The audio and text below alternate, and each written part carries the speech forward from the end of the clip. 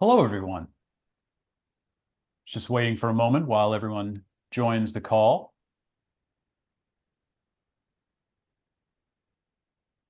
But I don't want to wait too long. So, hello and welcome to another online presentation from Biometric Update. We discuss the hot topics and important issues in biometrics and digital identity. I'm your host and the managing editor of Biometric Update, Chris Burt. Today, we're talking about implementing facial recognition in business settings in a responsible, ethical way that is compliant with the law and with regulations. So, is this even possible? What does it mean to say a deployment of facial recognition in a retail or commercial environment is responsible and ethical? What can organizations do if they want to take advantage of the technology?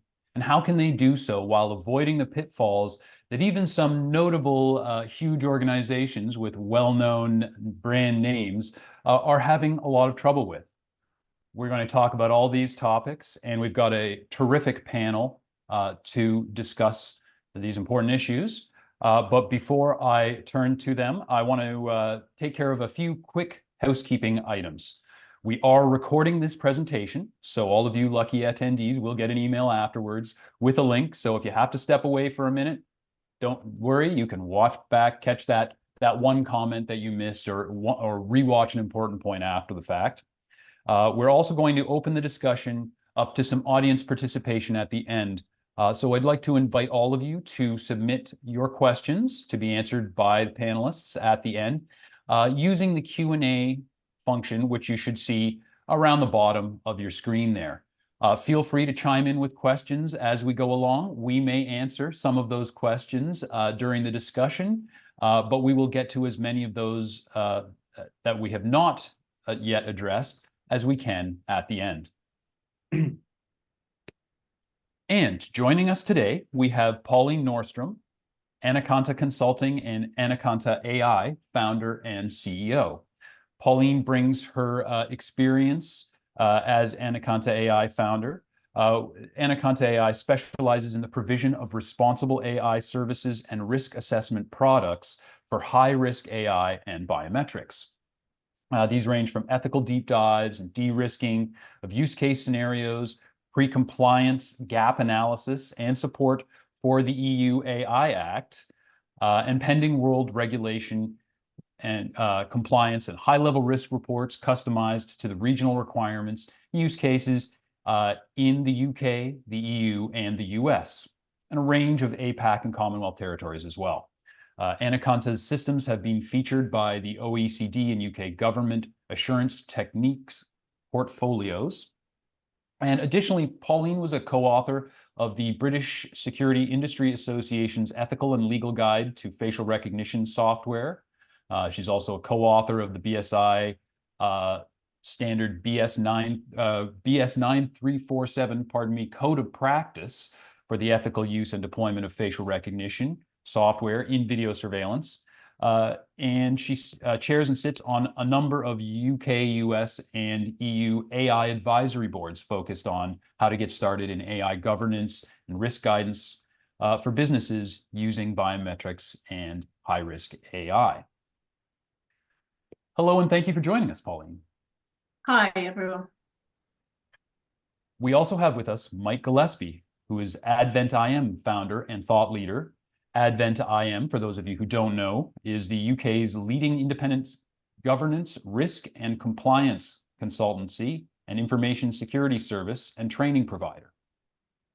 As such, Mike brings to the discussion extensive expertise in information security, data protection, and physical security. Advent specializes in building holistic strategies and solutions to enable businesses and manage risk. A lot of the themes that we're going to be talking about today. We also have with us Tony Porter, Corsight AI Chief Privacy Officer and former UK Biometrics and Surveillance Camera Commissioner. Tony has a background in law enforcement and has worn many hats relevant to our discussion today. Hello, Tony. Hello there, how are you? Very good, thank you. And we are also going to hear a little bit later on from Shay Peleg, who is the sales director at Corsight AI. And Shay's going to share with us a glimpse into the future of facial recognition. Just to briefly introduce Corsight AI, Corsight is a leading developer and provider of facial recognition and facial intelligence technologies, specializing in high-performance systems for use in real-world conditions that are often challenging. So I'm sure most of you on the call are familiar with facial recognition and its basic challenges. Think about motion, weather, angles, distance, occlusions, all these things that make practical implementations difficult. So at this point, I would like to ask Tony to further introduce today's specific topic and set the scene for us in terms of what businesses are using facial recognition for, how that's going, and what some of the challenges are that they are experiencing. Tony. Okay, thanks very much, Chris, and thanks for an excellent introduction, particularly of the colleagues in the panel. Well, good morning, good afternoon, or good evening, depending on where you're joining us today. And welcome to this pivotal discussion on the integration of facial recognition technology in compliance with global AI regulations and privacy management as they currently stand, and in anticipation, really, of their development. Chris has touched on my background, former UK Surveillance Camera Commissioner. Part of my role was to advise the Court of Appeal on the lawful, transparent and ethical use of facial recognition in Bridges v South Wales Police. And I hope to use that experience with my colleagues to unfold several layers of innovation and compliance in the use of those technologies. I think it's fair to say that today's webinar arrives at a crucial juncture amid growing scrutiny and legal challenges related to the use of facial recognition across some sectors. However, many companies are harnessing the power and innovation of face recognition for their industry, access control, retail, stock protection, market analysis, transport and protection, and the like. We recognize that there can be serious returns on investment, and they are clearly there for the taking. However, we have also seen some companies like Rite Aid, Amazon, and Target that are facing lawsuits under privacy laws such as the Biometric Information Act, the BIPA Act in Illinois, and New York's biometric identification law that was introduced a couple of years ago. These cases actually exemplify the heightened regulatory landscape that now governs biometric technologies, reflecting the critical need for compliance and the potential repercussions of its neglect. And in truth, that's why we're here today, to be those Sherpas navigating and providing you a roadmap. We are at a crossroads where the demand for advanced security measures collide with the imperative for privacy and ethical consideration. This is an old argument. It's an old tension that underlines today's discussion as we navigate through the complexities of legal and regulatory expectations, but importantly, explore comprehensive solutions that ensure both efficacy and ethical compliance in deploying the software. Now, recent shifts in the regulatory landscape are particularly impactful. For example, new standards and regulations are being set globally. You'll have heard of the EU AI Act, to oversight bodies introduced by the White House and the UK AI Summit that took place in Bletchley Park in November. These initiatives are not only focused on compliance, but also promoting ethical AI, which includes principles like transparency, robustness, and explainability. And these are words that I'm pretty sure will come out during the course of our session today. Moreover, the growing public and governmental expectations for the ethical use of technology are evident in developments like the UK's ICO's qualified green light for facial recognition in retail, and encouragement from police authorities and the police minister to actually use facial recognition to support society and to combat retail theft. So there is a tide that has seriously shifted. We also saw 2 years ago bans and prohibition being lifted in many USA states and being replaced instead by guardrails for use. In my view, this is very sensitive, and in fact, it's what I was calling for as a commissioner for 6 or 7 years. Now, these evolving standards necessitate comprehensive solutions, which we will discuss later in the webinar. We'll provide you with a framework that helps businesses deploy facial recognition in a manner that's legally compliant, ethically sound, and socially acceptable. So, as mentioned at the start, familiarizing yourself with these regulatory changes and implementing AI in a safe and compliant manner represents a significant business opportunity and potential return on investment. Companies that successfully navigate this complex regulatory environment can not only avoid the pitfalls of non-compliance, but also gain a competitive advantage by building trust with their customers and stakeholders through transparent and ethical practices. So as we proceed today, we'll delve deeper into these topics with our esteemed panelists, Pauline and Mike.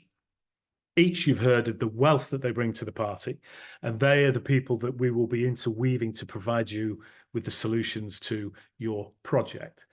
And lastly, we'll introduce Corsight's AI's innovative facial intelligence platform. That'll be Shai Poleg.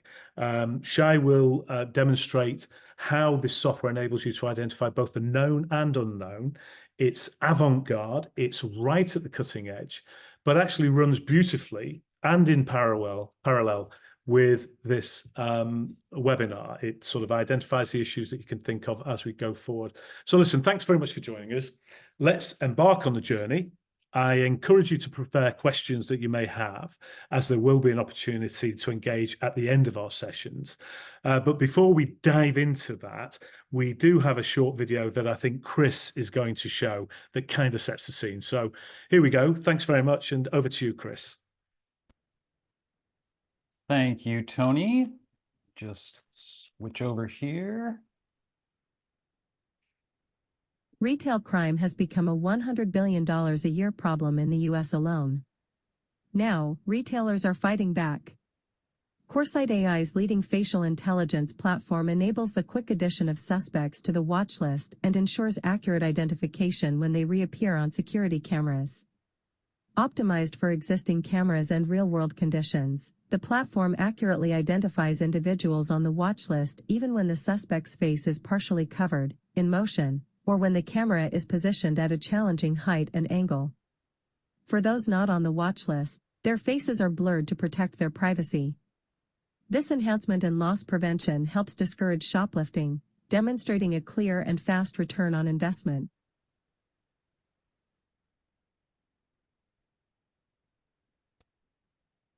Right, so there we get a flavor of how this technology is used. And thank you very much, Tony, for setting up some of the complications that can go along with that and that we'll be discussing today. And Tony, I'd like to start with the practical example you actually referred to earlier. We've had this set of high-profile court cases come out in the United States just recently. We've had T-Mobile, Target, and Amazon each brought to court in separate cases. T-Mobile under the New York law, that's for a theft prevention system that they have in place.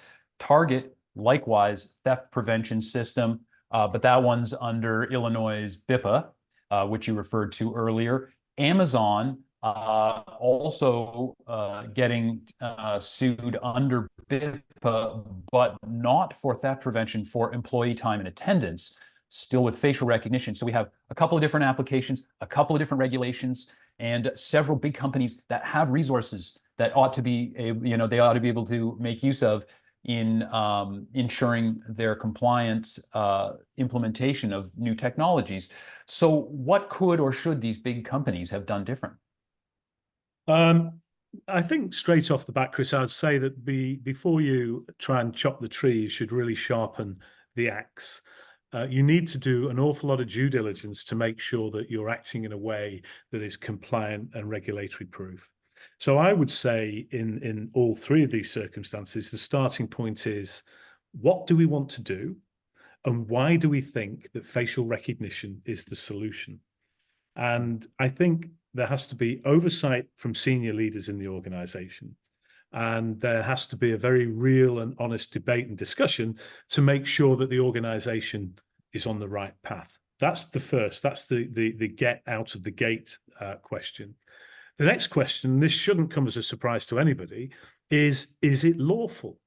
And wherever we go around the world, we explain to people that you have to assess the legality of what it is you're going to do. And most places have privacy laws that don't really impact necessarily on facial recognition. Others have other types of laws, whether it's the public sector equality duty in the UK, or whether it's a regional or state law in a locality in perhaps, I don't know, Australia or wherever you are. There are things that may impact. So you need to understand that by using the software, that you can evidence the legality of what it is you're going to do. Now, I've no intention of talking through all three cases, but I will touch on New York. It's slightly clearer. Now, the New York biometric bill is actually a very sensible bill that has some guardrails around it. And it is very clear that if you're going to use facial recognition or biometric processing, you need to be in a position where you clearly signpost, you clearly let people know what you're doing, and you explain why. This failed, I think, in T-Mobile for New York. It wasn't face, actually. It was voice recognition and iris recognition. So you have to be very clear about the legality. I would ask you to listen very closely to Mike when he talks. He will very likely touch on data protection impact assessments. And these are the things that you start to infill into your privacy program. What are we doing? Why are we doing it? How are we doing? What's the legality of doing it? If that had been done, for example, in New York, I would argue very strongly that the senior leaders of the organization would have taken a slightly different approach. And I think that's something that we can all listen to.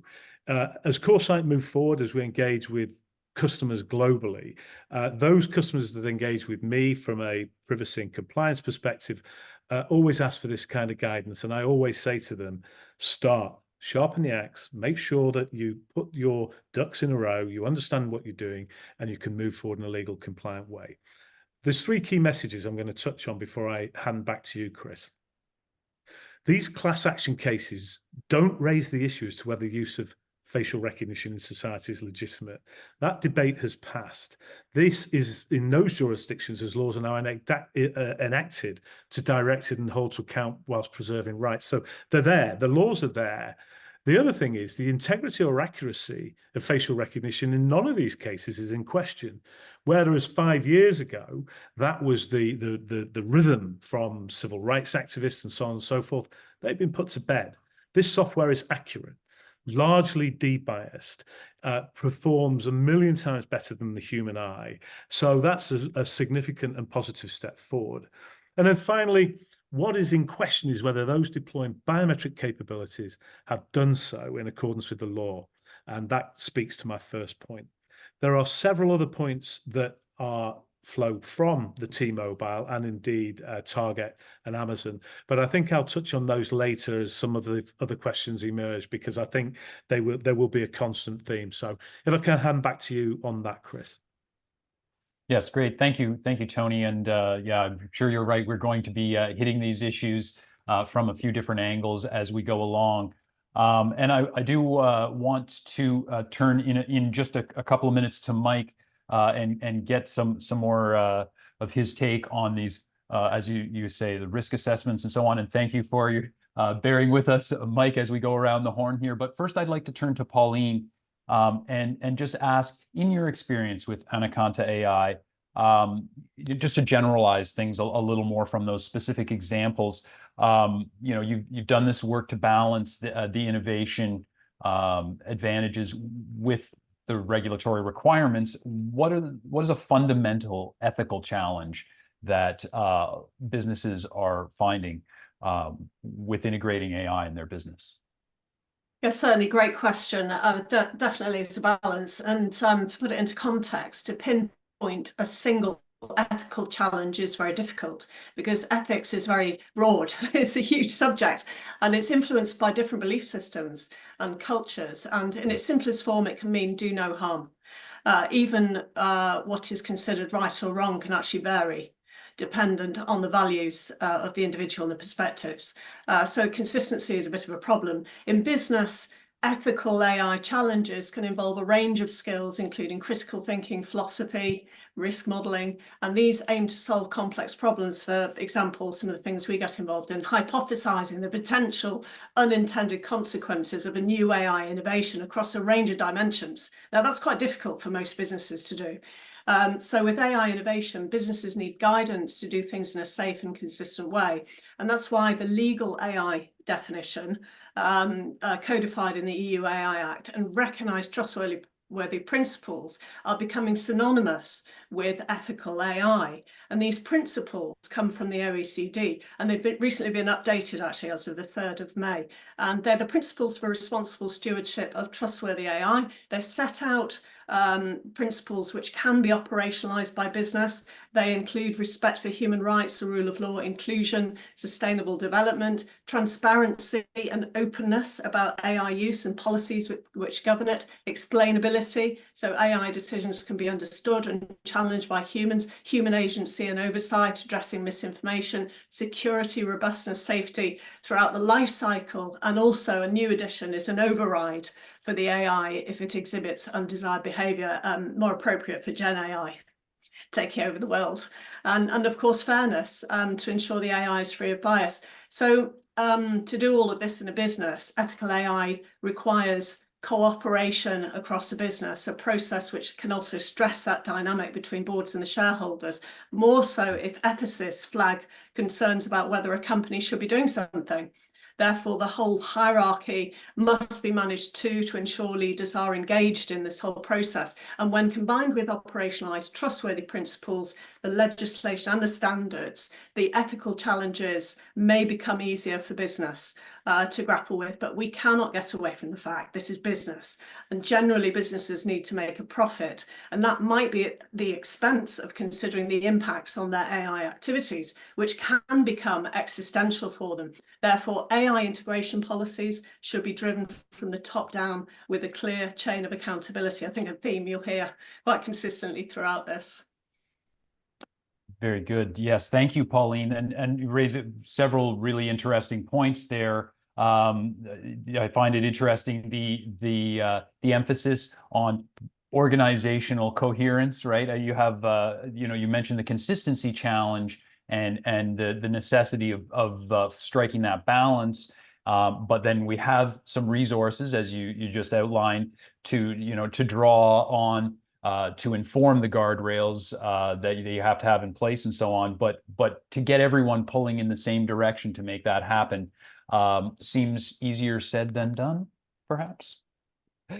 So at this point, Mike, I'd like to ask about your experience with the cybersecurity side and the information security side of this. This is, I mean, obviously one of the main things that people bring up when they voice their concerns about use of facial recognition in a new environment or in a situation where they maybe haven't seen it before. So what's a critical cybersecurity step that businesses can take to remain compliant with these, as we've just been hearing, somewhat divergent, maybe here and there, AI regulations? So the cybersecurity side of things is relatively simple. This is just technology. We've got decades of experience of managing technology effectively. Right. Unfortunately, we also have decades of experience of not managing that technology effectively and securely. And we've seen that just this week in the UK, where the Ministry of Defence have announced that the payroll data of every serving member of the armed forces has been compromised as a result of an attack on a third-party supplier. The real question here is, are you managing this as a technology project, or are you managing it as an information project? And that's the bit we overlook. We forget to think about the information and the quantity and quality and sensitivity of the information that we're planning to collect.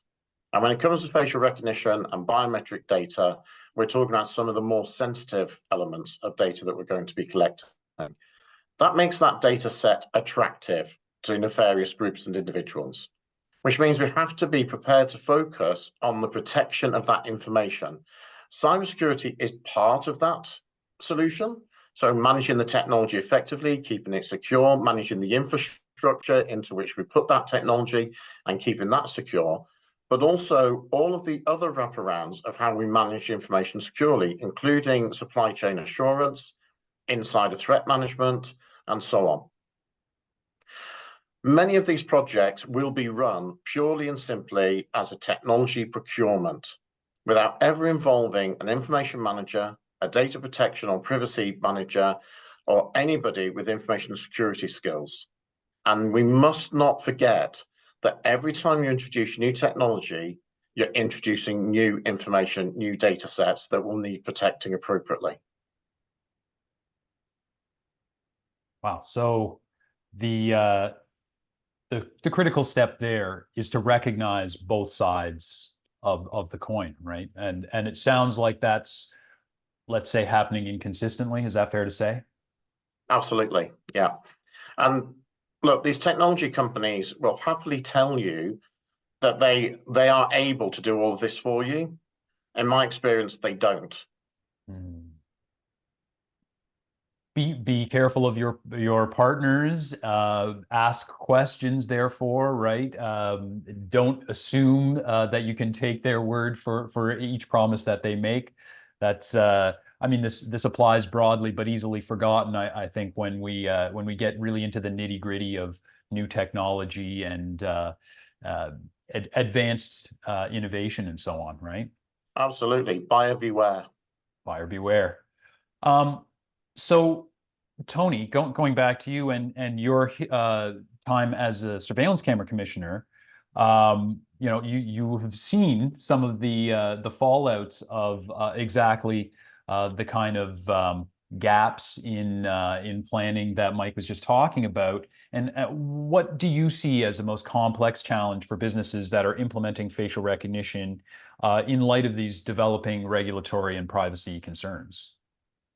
I think you've had a pretty good insight from both Pauline and Mike, who demonstrated a wealth of experience and understanding of the issues. And I think for me, it comes down to a requirement to weave together the AI principles that Pauline so eloquently touched upon, and the ethical considerations, again, that Pauline touched on, with data protection management and cybersecurity management. And the problem is actually that there's quite a stack of stuff there that needs to be pulled together and presented in a package, a privacy package that addresses each of those issues in turn.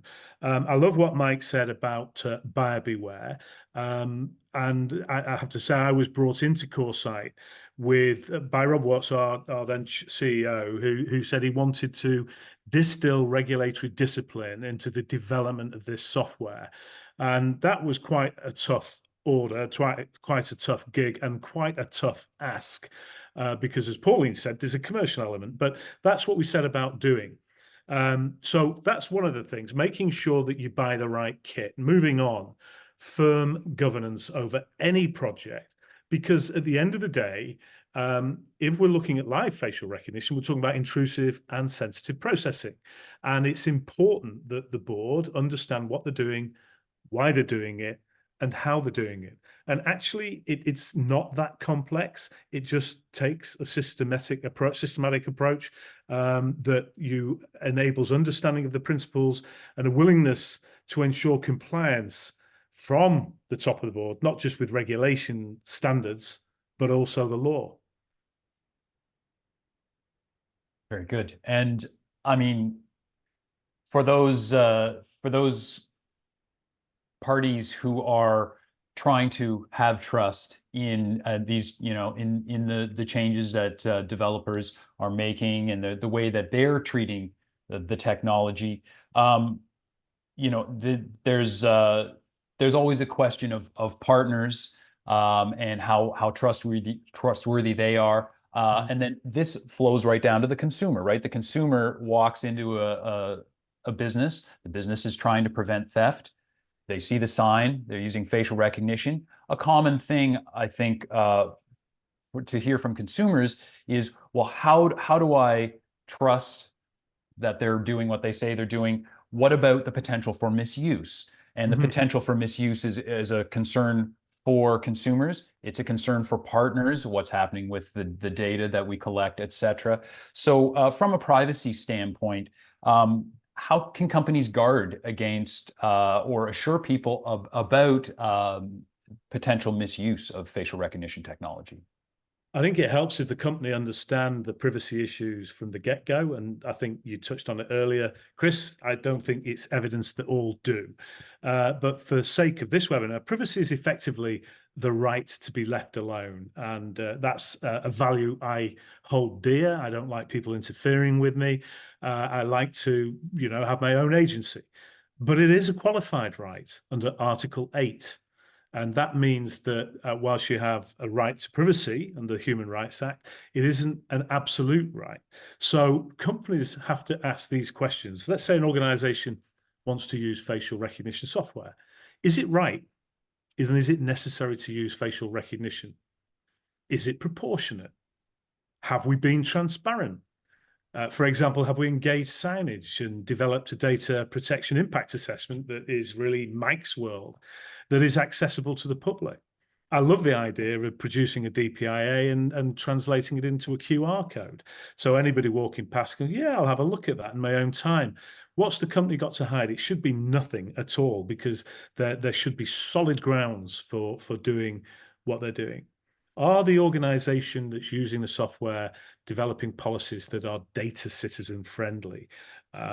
So for example, in Corsight software, I spent just under a year with the data tech guys, making sure that the software was Article 25 compliant with the secure by design and by default criteria set within the GDPR. So that effectively allows you to employ this software, employing the requirements to manage the data processing principles.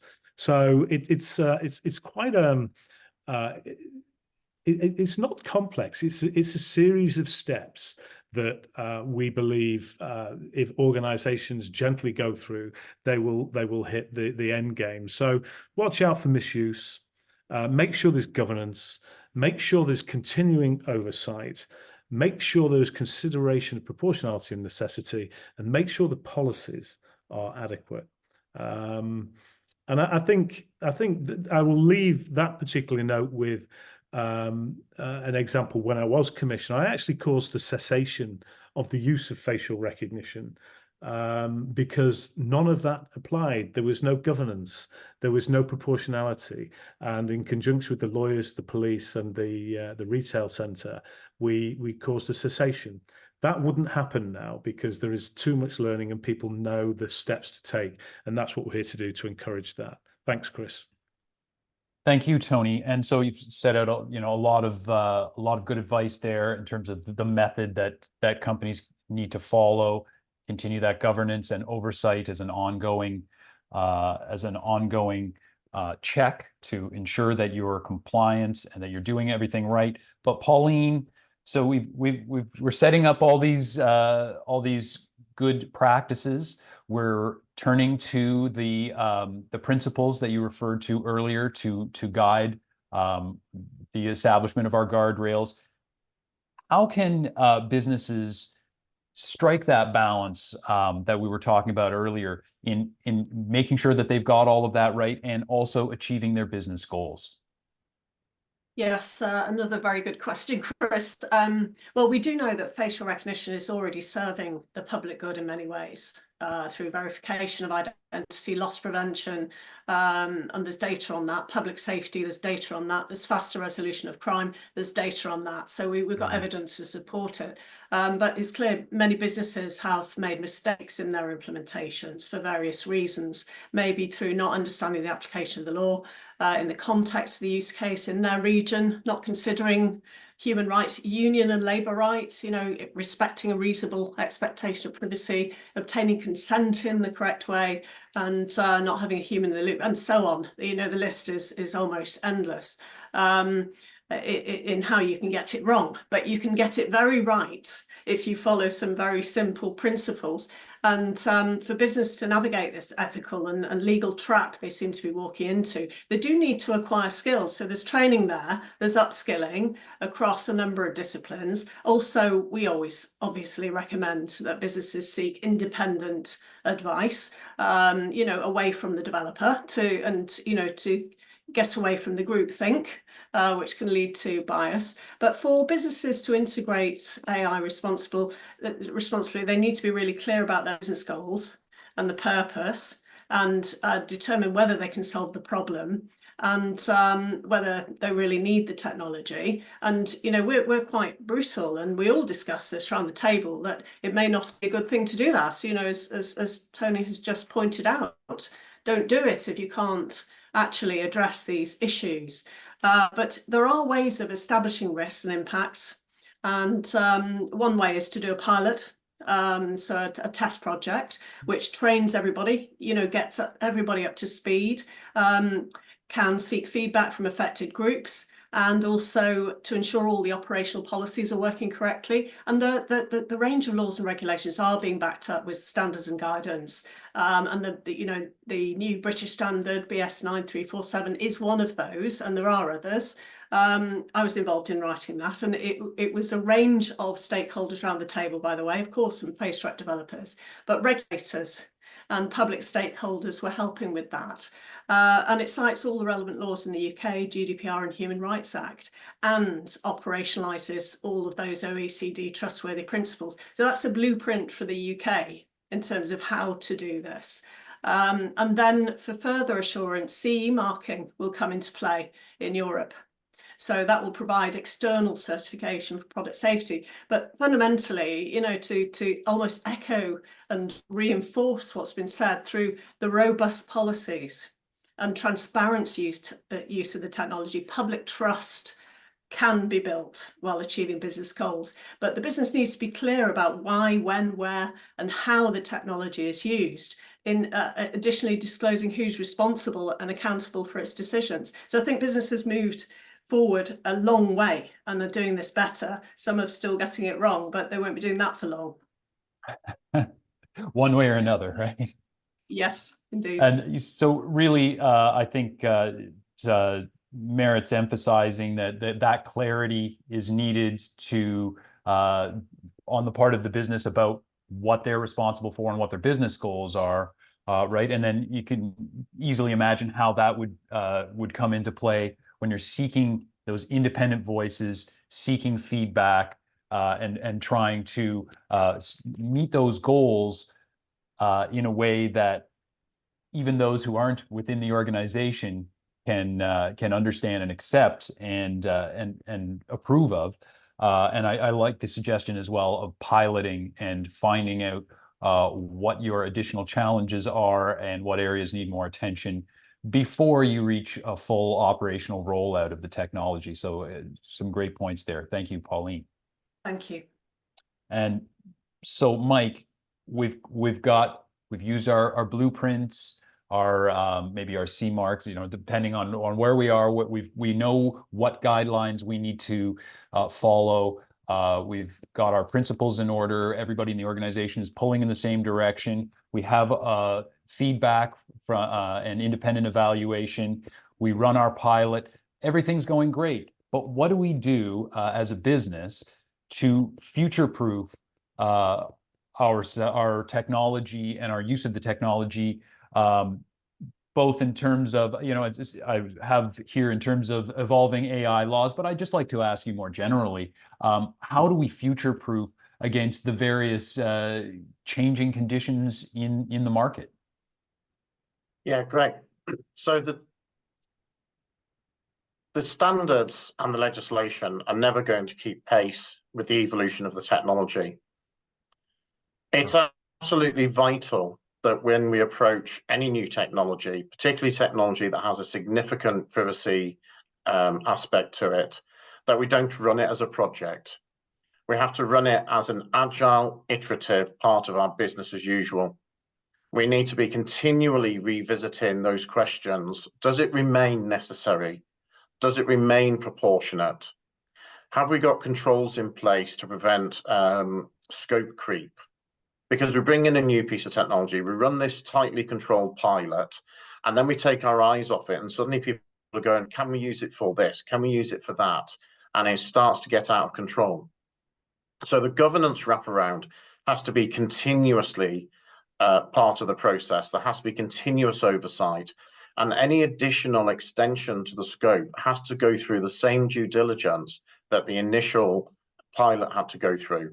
We need to be revisiting our data privacy impact assessments and making sure that any changes to that scope don't adversely affect the privacy of the people that we're looking to use this technology on. So we're using it in a retail environment. No technology in and of itself will ever be the solution. No technology ever has been or ever will be the panacea. You can deploy as much facial recognition into a retail environment as you want. If you don't have a response mechanism, if your law enforcement agencies aren't prepared to respond to the call to help that you have got a known shoplifter or a known offender in your premises, then why have the technology at all? You have to have the whole solution from start to finish, of which the technology is part, but not all of the solution. And as I say, the governance has to be continuous, it has to be agile, it has to be iterative. It can't be something we just pick up and dust off once a year. It has to be embedded part of everything we do. And we also have to be prepared to face up to some uncomfortable truths. There is a big difference between what is ethical and what is lawful. And they're not always the same thing. And there are plenty of examples around the world of governments changing the law in order to further their own ends, but that doesn't make that law an ethical piece of legislation. And if we want to be an ethical organization, then we should be doing what's ethical, not just what's lawful. And finally, we need to be aware that there are often conflicts in legislation. Tony and I have faced up to this when he was in his commissioner role. There's a big difference between what is lawful under data protection and what is right in terms of the privacy of our citizens. Wow. So, yeah, that sounds like a real challenge for keeping everyone pulling in the right direction in an ongoing basis, because that definitely seems like the kind of argument that would be difficult to make. For instance, if one of the parties around the meeting, the boardroom table says, "But this is going to make more money and it's compliance. So what do you mean it's not quite ethical or not quite right?" But just because you can, Chris, doesn't always mean that you should. Absolutely. Absolutely. An excellent point. Very important. And I also think it's very interesting, Mike, that you raised the point of agility. And, we've talked a little bit about not letting sort of the developers run the whole show, or that's been kind of implied in some of the things that we've been talking about. But at the same time, here's the need for the rest of the organization to maybe match a technique, right, in terms of agility and keeping up with the pace of change. I also think a very important point that scope creep is a natural thing that happens within organizations, and this leads to the misuse that we were talking about earlier. So some really good points there. I just want to quickly. We're running a little short on time as we go along, but I want to ask you, Pauline, about the EU AI Act. It's on the horizon. Businesses are either already taking proactive steps, or they ought to be, I would think, right, at this point. So, what would you tell us about the impact of that and what businesses should do, and how that will affect other regions? Certainly. Well, the Act is nearly 500 pages and the explanatory notes are about 150. So I won't read those out for you. But what you need to know is that the Act will be in force at the end of June 24. That's the latest position. And it's the most wide-reaching AI law in the world.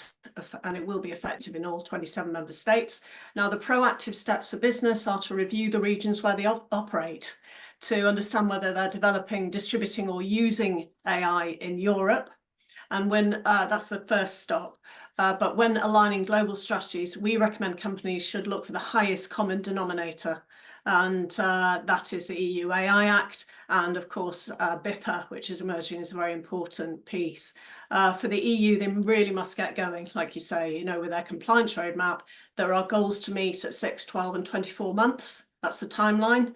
And the initial task is to categorize that AI in terms of risk, and biometrics sits in a number of camps, actually 3. It's in prohibited, high risk and transparency categories dependent on the use case. So it really does take a deep understanding of the technology and the law to navigate the complexity of these requirements. We are finding it's having a halo effect outside the region. Organisations are already coming to us to say, hey, what do we do about this? They want to harmonise their practices, and they want things to be easy so people can pick them up across the regions. Outside the EU, we recommend businesses implement the OECD trustworthy principles, as we would. They're in the regulations and at the heart of UK and US regulations. Maybe consider adopting 42001, the AI management system standard, in addition to 27001, which is Mike's territory, the information security management, and there's a pending 27090, sorry about all the numbers, guidance for understanding AI-specific security threats, which is a very important piece. And these are international good practice standards and guidelines, which can be used regardless of the region. And when harmonised, so when they become part of the law, they provide a presumption of conformity to the EU AI Act. So there's an investment there, but it's not wasted because it works everywhere. And just one other point, actually, about the EU AI Act. It doesn't supersede GDPR. GDPR is still there. EU AI Act sits on top of it and sets out what we call swim lanes, and essentially defines AI systems in terms of products and use cases and effects on fundamental rights, which is different to the treatment in GDPR, which is about data and impact of processing data, but they still apply. And sometimes the Act defers to GDPR, follow GDPR, but for other areas, use the Act as well. So I mentioned the conformity assessments. You know, this is something that will drive other regions towards interoperability. And, you know, having been in, you know, the product commercialization world, it is cheaper to implement and manage products developed to the highest bar than it is to develop multiple region variations. And many software developers do that. So in summary, the Act is having an impact everywhere. EU is a large economic area, population of over 400 million. UK and US businesses are very keen to do business there, and that they're willing to do the groundwork across their businesses to ensure international interoperability. Great. So highest common denominator, hit that highest common denominator. Yes. I just want to quickly go to Mike. Just in brief, Pauline just raised the security requirements associated with the EU AI Act. So changes to the cybersecurity landscape for facial recognition from the AI Act? No, I don't think there's any specific changes to the cybersecurity landscape when it comes to facial recognition technology. I think all the Act does is formalises what we already know to be industry best practice. Good. Well, that's good news, at least, right? So at this point, Tony, you've got an actual specific solution on offer to navigate the challenges that we've been talking about today. So yeah, can I ask you to share that with us? Sure. At the very top of this webinar, I mentioned that weaving together the required skill set is a very sensible and considered path. The one thing that is unavoidable is the fact that this software is being used globally, and as Pauline said, being used globally to great effect. From mining operations, retail, stock theft and loss, authorized zones in maternity units, protecting vulnerable schools in what is emerging as a very volatile world. And actually, those of you in the UK will see the advent of Martin's Law, which is aimed at protecting sporting stadia after the terrorist attack a few years ago in Manchester at the Ariana Grande concert. So this is a thing that's coming down the line. And I recognize from my Court of Appeal experience, from the work as a Chief Privacy Officer at Corsight, that we needed to provide a solution to people who wanted to develop their project and move forward with confidence. So I hand-selected both Pauline and Mike, who I knew as a commissioner and after. And we worked together in developing what might be a solution that brought together their skills so that we could provide that pathway we've talked about. And we've done that. We've formed a partnership that we call Face Comply. You can access it by searching any web browser, and it will advise you of the things we've discussed today. In essence, there is a free offering, so that's great news for everybody around the table. From Anna Cantor, you'll get an insight into the types of reports, the types of risks they identify, and allow you to imagine what your project would look like when it's properly controlled with proper governance. And there will be a video from Mike that will go through in slightly more detail the types of things that they would do in supporting your project. And this really is the payload. I believe this is the only partnership where across the discipline divide, both sets of partners have been trained to understand the software that they will be advising against. That's critical. People will pretend they know, but they actually don't. Anna Cantor and Advent, their people have stuck their fingers into the pie that is Corsight. They've looked under the bonnet. They have been able to question and check and go through the manuals. They understand the software. We've also developed a privacy manual that is a comprehensive manual that you will have access to. I think you have a slightly redacted privacy manual. So that's the free offering. If you decide that your project is a go, that the return on the investment is enticing, but you wanted to assure your chief exec or your board that you were going to bring it in a way that was compliant and safe for them, then you can go to the next stage with both Mike and Pauline. They can provide you the advice. The access route is on the landing page. And of course, it's supported by Corsight software that I have had a great deal of influence bringing together from a privacy and a compliance and a regulatory zone, bringing in my previous experience. So I hope you enjoyed that. I hope you do access Face Comply. I really do urge you to do that. I'll hand over back to you, Chris. Great. And I believe at this point, we will turn to Shay, right? I believe you have Yes. something to share with us. Perfect. Hello, everyone. Thank you, Chris, for the presentation. So as Chris mentioned earlier, today I'm going to share with you a glimpse into the future with an overview of our new Face Intelligence offering. Face Intelligence possesses a unique ability that extends beyond identifying specific individuals. It can recognize predefined scenarios, even when the people involved are unknown in advance, by analyzing frequency and duration patterns in real time. This technology allows us to address critical problems across various industries and extend our applications from security-focused to multi-commercial uses. In the next few minutes, I'm going to show you a different way clients around the world use Face Intelligence.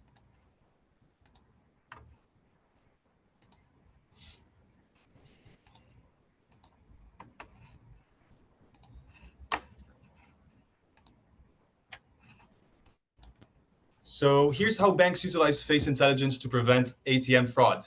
A pattern of over 3 repeated appearances in different ATMs in less than 24 hours is considered a potential fraud behavior.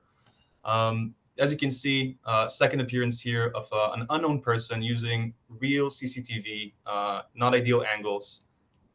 In a second, we'll be able to see the third appearance in a different ATM, and the alert notifies the security department for further investigation. You can see the playback, you can see the different appearances. In retail, Face Intelligence helps prevent burglary. Here we have an example of footage from a retailer. Here, the repeated appearances or loitering after working hours of the store were set as suspicious behavior by the retailer. As you can see, even with masks, we're able to detect the face. The person is unknown. And in this case, it was after working hours. You can see the alert being generated. And again, in this case, we weren't able to prevent the burglary, incident, but using our technology, we were able to significantly reduce the response time. Another problem retailers solve using face intelligence is shoplifting. The pattern here is having over 3 appearances of an unknown person in one store in less than 24 hours. Here you can see the first appearance.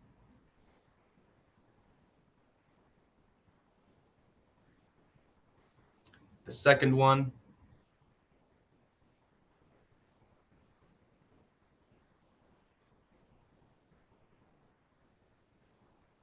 And here you can see how the alert is generated even before the shoplifting incident occurred. And by the way, all of the settings here are configurable.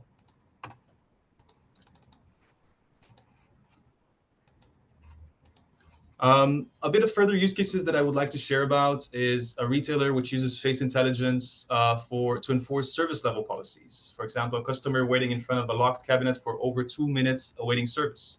Another one is a shopping mall which uses the technology to enforce vendor compliance policies, including ability to be in different areas for over specific durations.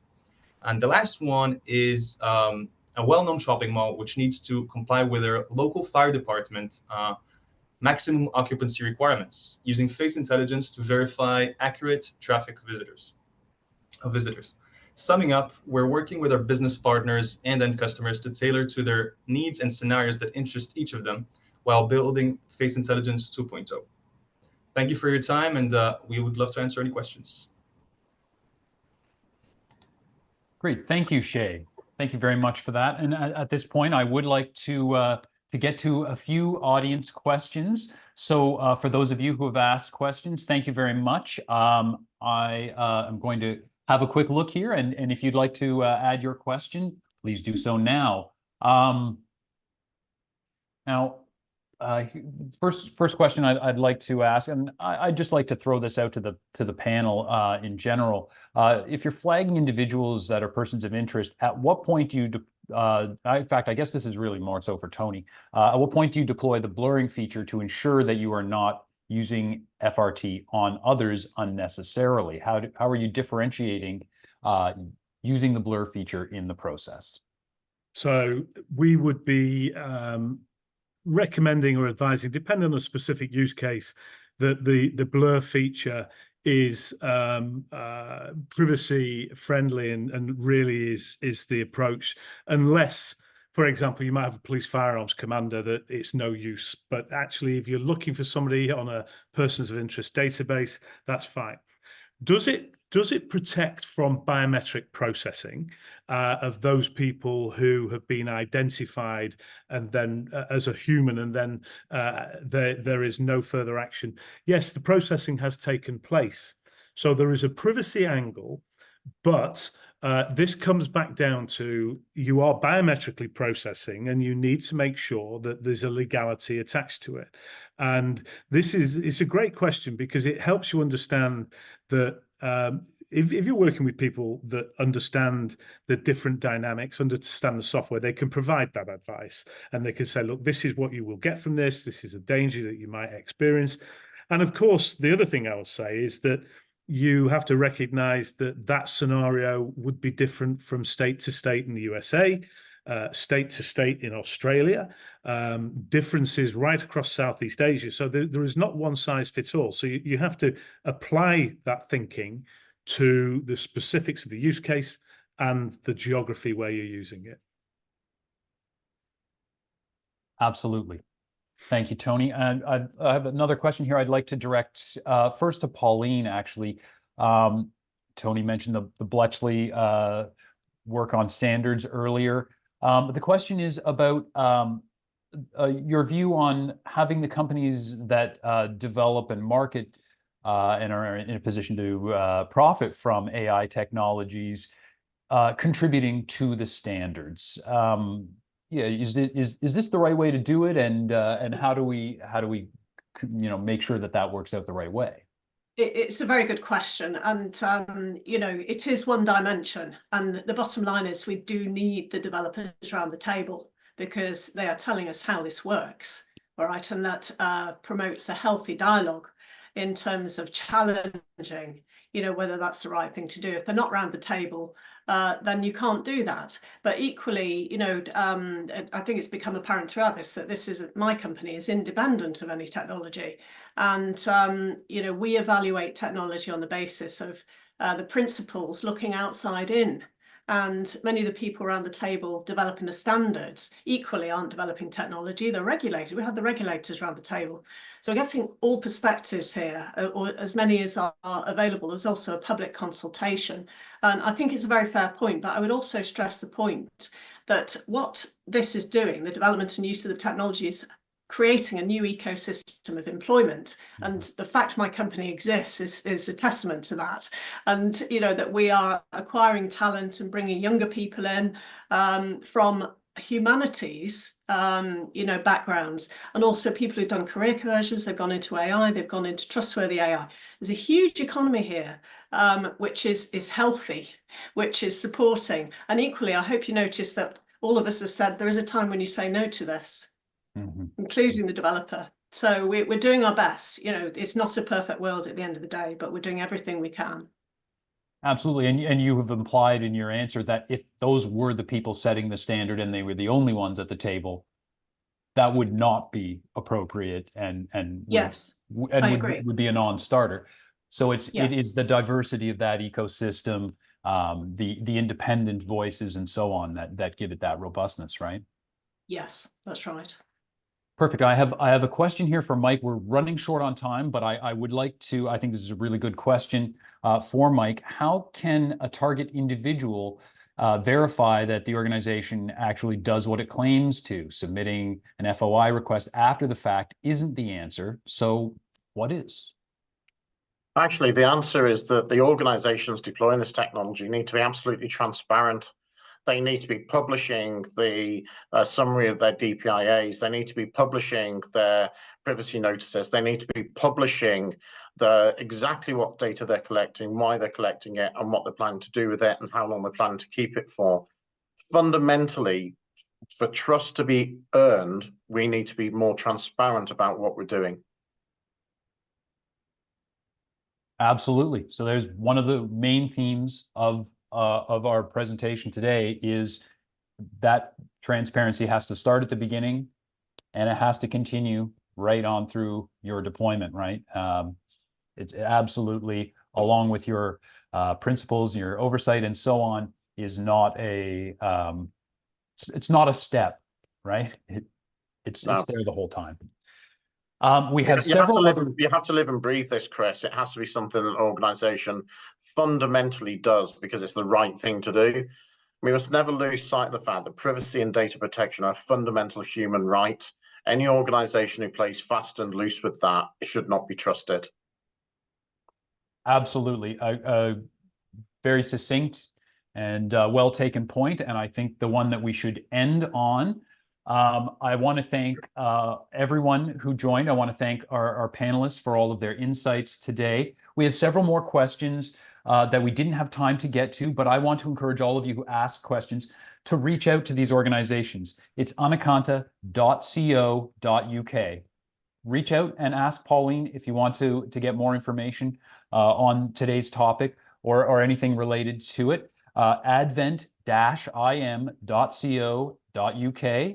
Reach out to Mike with your cybersecurity concerns and to talk about any of the things that we discussed today. It's Corsight.ai. Again, face comply. Just type it into your web browser, your search engine, you'll find face comply for sure. So thank you for joining us, Shay. And thank you again to Pauline, Mike, and Tony for the very interesting conversation. Thanks to everyone who watched and listened along and to all who submitted questions. We'll be back soon to talk more about the opportunities and challenges in biometrics and digital identity. And until then, stay safe and have fun. Thanks, Chris. Excellent. Thank you. Bye-bye, everyone. Bye-bye. Bye. All the best. Bye-bye. Bye-bye.